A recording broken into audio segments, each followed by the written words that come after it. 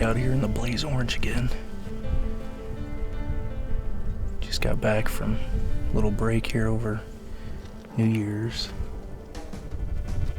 Spent the past few days trying to get caught up on some work, trying to catch up with some clients.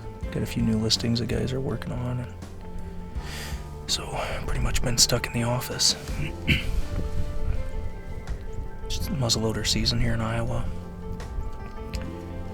Gave the farm a pretty good break now, and with the reduced pressure here in muzzleloader season, it seems like deer are really starting to sock into the place. We've got quite a bit of food on the farm, but that's going to be one of the high priority items, is getting some standing beans out here. It's like, I can't imagine that we wouldn't have 30 deer in front of us every night if we had some soybeans planted. But as it is, they're kind of scattered. We've got several different green plots. There's some fall mix of oats and rye out here to the west of us, and then same to the south, and clover, and some brassicas as well. And they kind of seem like they're just milling around. They'll go out to the brassicas, and then back over to the rye mix, and then out to the corn or beans that are commercial crop fields. So it's a little bit tough to pin them down. But have this opportunity this week to do some muzzleloader hunting. We're in here hunting a buck that I've actually been hunting for 4 years. And I never really appreciated how exciting it is to hunt the same buck for so long until I bought this farm. And he was one of the first bucks I ever started hunting on this place. And I made it a priority that I leave a couple areas as sanctuaries where I don't really ever go in there. And pretty conservative about how I hunt this farm. It's pretty small, so I try not to overpressure it.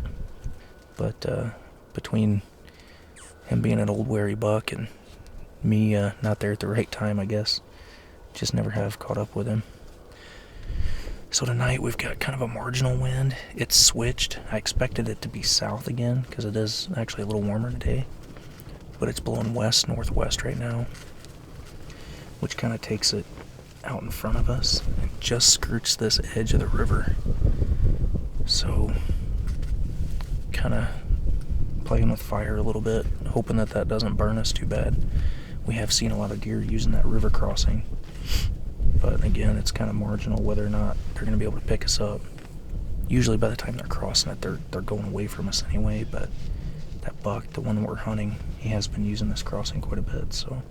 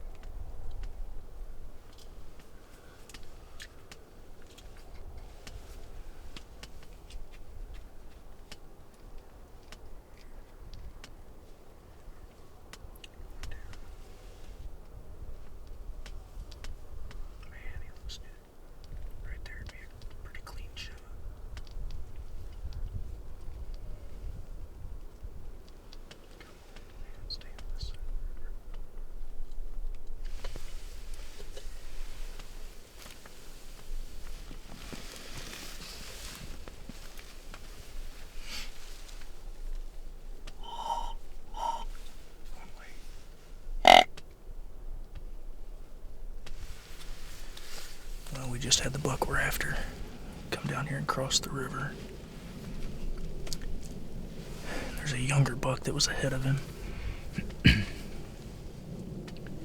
Really hoping that he picks up the trail of that buck and follows him this way.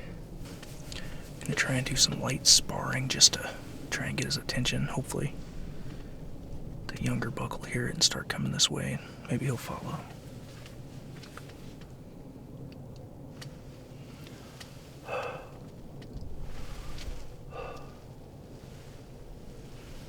Kinda seems like our wind's more west.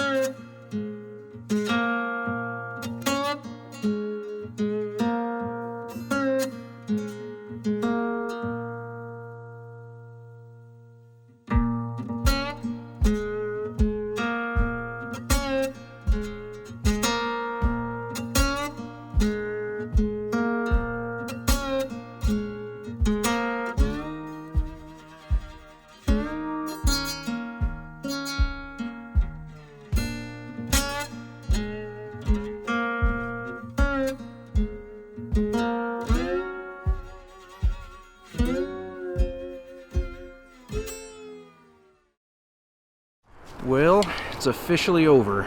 Iowa deer season wrapped up yesterday. We made it out for a quick hunt. Second day to the last of season would have been December 9th.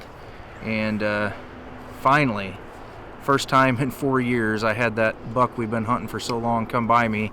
And wouldn't you know it, he shed both sides. So come past it at 80 yards, kind of limping by. And sure enough, it was him with that front left leg limping like that. It's a telltale sign or dead giveaway that it's him. So we're going to try and get right back in there here in just the next few days and see if we can't locate where he dropped those sheds at. I haven't ever found a shed off that deer. I don't really shed hunt the property real hard just because they typically don't bed on it. But this year, for whatever reason, they've really been bedding in there. I don't know if it's because we happen to have more food on the farm. But anyhow, they're definitely stacked in there. So that deer, going back to 2016, I had an encounter with him. At the time, I thought he was a 4-year-old deer, and he came past me when I was archery hunting, November 7th. Took a shot with the archery equipment, and he was crossing the river at the time. Anyway, misjudged the distance. I kind of rushed it, misjudged it, and just caught him on the inside back part of his front left leg. And as frustrating as that is as a bow hunter, fortunately he survived it.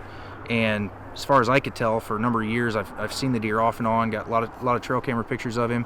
His rack didn't get any kind of misshaped features to it as a result, but he did have kind of a real slight limp.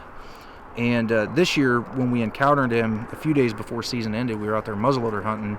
He come across the ridge out in front of us. He was limping pretty hard, as you might have seen on the video. But getting to think about that, my assumption is that this time of year you get the snow, and then you have a thaw, and then a freeze, and a thaw and a freeze. It builds up a crust on top of the snow here, almost like an ice pack. And those deer, when they're digging, if there's not grain or browse or something above the snowpack that they're able to feed on, they're forced to kind of dig and find something below the snow.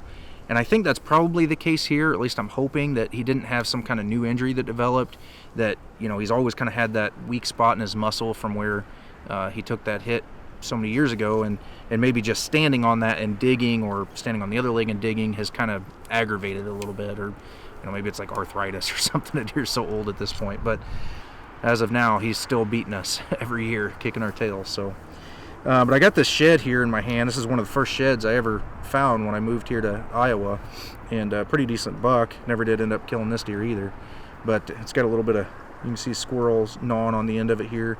And one of the things that I wanted to talk on this week before we ended the episode was shed hunting. I mentioned that buck dropped his antlers, and so typically my advice, or kind of the philosophy I live by, is I try to stay out of the woods as much as possible until at least the end of February, if not the beginning of March. The reason is, you know, there's a certain curve at which times deer drop their antlers. You know, you're going to have a few right now, being early January, that have dropped, but most aren't really going to start. You're probably at your 50% mark, I don't know, somewhere in early February, I guess, and then, you know, you're probably at 75 to 80 or more by the end of February.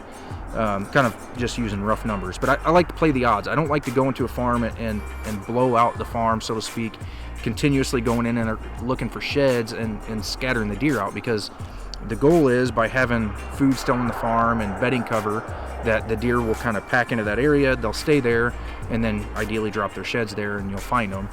By going in there repeatedly, you're just blowing the deer out every time you go in, and dropping your chances of finding any good sheds that you might be looking for.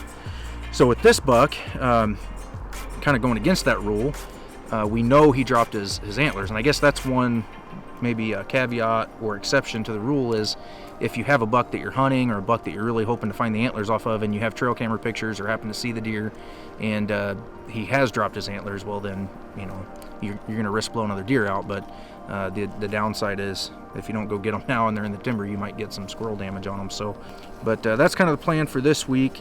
And I think as we do that, maybe we'll dive into a little bit more on what we look for. Obviously, the food and the bedding is maybe your big obvious ones, travel routes, but we'll try and hit on a few different tips and techniques that we use when looking for shed antlers this time of year. So thanks for joining us this week. I hate that it was kind of anticlimactic. It would have been nice to wrap this week up with that big buck on the ground, but as I said, the saga kind of continues with that deer, and hopefully he's around next year.